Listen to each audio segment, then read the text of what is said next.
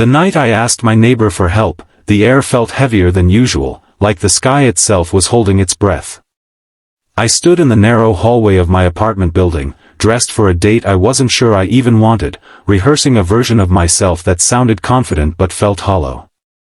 What I didn't know then was that a single knock on a familiar door would split my life into a before and an after, forcing me to see a truth that had been quietly waiting for me all along. If you believe in kindness, second chances, and the way ordinary moments can change everything, take a second to like this video, comment, share it with someone who needs hope, and subscribe to the Kindness Chronicles. Stories like this remind us that sometimes love is closer than we think. I had lived next door to her for 3 years, long enough for routines to blur into something that felt permanent. We shared a wall thin enough to hear laughter through it, footsteps pacing late at night, the occasional clatter of dishes when one of us dropped a plate. She was the kind of neighbor people wrote about but rarely met, the one who watered your plants when you were away, who left a note under your door if a package arrived, who remembered your birthday even when your own family forgot.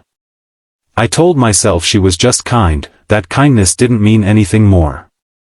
It was easier to believe that than to ask why her presence steadied me in ways I couldn't explain. The date had come from pressure, not desire. Friends insisted it was time to move on, to stop being alone, to prove that I was still capable of wanting something new after a string of quiet disappointments. I agreed because it felt safer to say yes than to admit I was tired of pretending. But as the evening approached, panic settled in. I realized I didn't know how to be charming anymore, didn't know how to present a version of myself that wasn't bruised by past endings. That was when I knocked on her door, telling myself I only needed advice. A quick fix, a friendly opinion to get me through the night. When she opened the door, the hallway light fell across her face in a way that made my chest tighten. She looked at me not with surprise, but with recognition, as if she had been expecting me long before I raised my hand to knock. I stumbled through my request, explaining the date, the uncertainty, the need for help. I didn't notice at first how still she became, how the easy warmth she usually carried shifted into something deeper, heavier, almost fragile. There was a long pause, and in that silence I felt something change, like the ground beneath me had subtly tilted. She didn't give me tips about what to wear or how to act.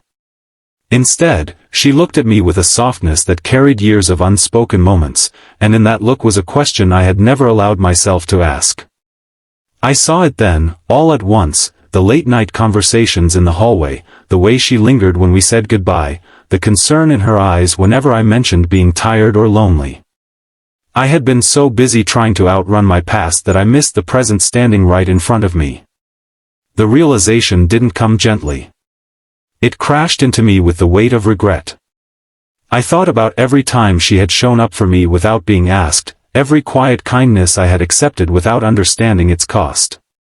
I thought about how I had categorized her as safe, as familiar, as someone who would always be there. And I understood, painfully, how blindness can hurt more than rejection. The challenge I faced then wasn't about the date anymore. It was about facing myself, about admitting that I had been afraid to see what mattered because seeing it meant risking everything. I left her doorway that night shaken, my date forgotten, my heart racing with questions I couldn't silence. I walked the city streets aimlessly, watching couples pass by, feeling like an outsider to my own life. The truth followed me like a shadow. I realized how often we chase distant possibilities while overlooking the love that grows quietly beside us. The struggle wasn't just deciding what to do next, it was accepting responsibility for the pain my unawareness might have caused. Days passed, heavy and reflective. I avoided her door at first, not out of indifference but out of fear. Fear of confirming what I already knew, fear of hearing that I was too late. Every sound from the other side of the wall felt louder, every absence more noticeable.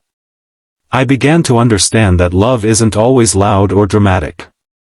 Sometimes it waits patiently, hoping to be noticed, trusting that one day you'll finally look up. What changed me was not a grand gesture but a small moment of clarity. I remembered a night months earlier when the power went out, and we had sat on the stairs with candles, talking about nothing and everything. I remembered how calm I felt then, how complete. That memory returned with such force that it left no room for denial. I wasn't afraid of dating. I was afraid of losing her.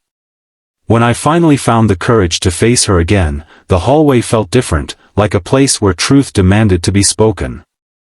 I didn't come with excuses or explanations. I came with honesty, stripped of pretense. I acknowledged my blindness, my fear, the way I had leaned on her kindness without understanding its depth. I didn't ask for forgiveness as much as I offered accountability, knowing that love cannot grow where responsibility is avoided. Healing doesn't happen instantly. Trust, once strained, needs time and patience. There were moments of silence between us, moments where the past hovered like a question mark. But there was also something new, something rooted in truth rather than assumption. We began again, slowly, learning each other not as neighbors filling empty spaces, but as two people choosing to be present. The transformation wasn't just about romance.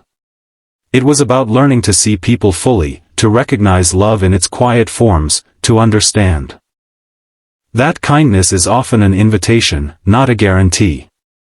I grew more attentive, more honest, more willing to stay when things felt uncertain. And in that growth, something beautiful took shape, something earned rather than assumed.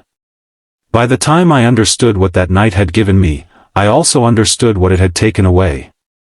The version of me who avoided vulnerability was gone. In his place stood someone willing to risk being seen.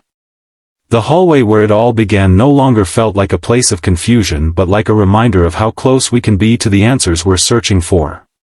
If this story touched your heart, if it reminded you of someone you may have overlooked or a kindness you may have taken for granted, please like this video, share it with someone who needs to hear it, and subscribe to the Kindness Chronicles.